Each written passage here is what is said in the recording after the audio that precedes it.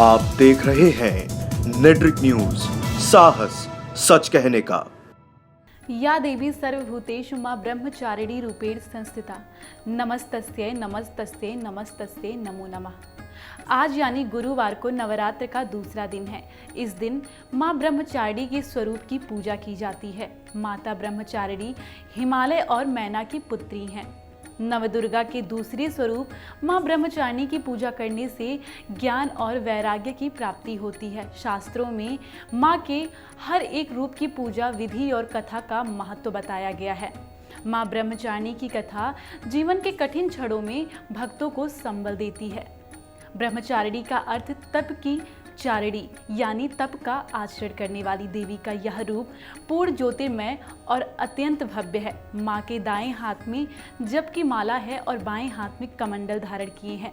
माँ ब्रह्मचारिणी की महिमा किसी से छुपी नहीं है और आप उनके आशीर्वाद को पाकर जीवन में ज्ञान हासिल कर सकते हैं। तो आइए जानते हैं कैसे होती है इनकी पूजा और क्या है पूजा का महत्व। नवरात्र के दूसरे दिन सुबह उठकर स्नान करके माँ ब्रह्मचारिणी की उपासना के समय पीले या सफेद वस्त्र पहने। इसके अलावा इस दिन माँ ब्रह्मचारिणी को सफेद वस्तुएं अर्पित करें, जैसे मिश्री, शक्कर या पंचामृत। इसके बाद दीपक जलाकर माता का ध्यान करें। उन्हें दूध, दही, शक्कर, घृत और मधु से स्नान करवाएं। फिर फूल, अक्षत, रोली और चंदन से पूजा करें। प्रसाद के पश्चात आचमन करें और फिर 5 सुपारी भेंट कर इनकी प्रदक्षिणा करें। कलश देवता की पूजा के पश्चात इसी प्रकार नवग्रह, दशदिक्पाल, नगर देवता, ग्राम देवता की पूजा करें।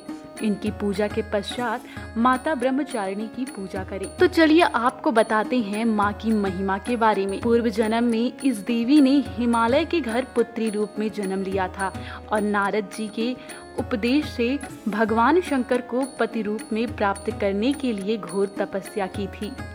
इस कठिन तपस्या के कारण इन्हें तपचारिणी अर्थात ब्रह्मचारिणी के नाम से जाना गया। 1000 वर्ष तक इन्होंने केवल फूल फल खाकर बिताए और 100 वर्ष तक केवल जमीन पर रहकर शाक निर्वाह किया। कुछ दिनों तक कठिन उपवास रखे और खुले आकाश के नीचे वर्षा और धूप के घोर कष्ट सहे और भगवान शंकर की आराधना करती रही। कई हजार वर्षों तक निर्जल और निराहार रहकर तपस्या करती रही।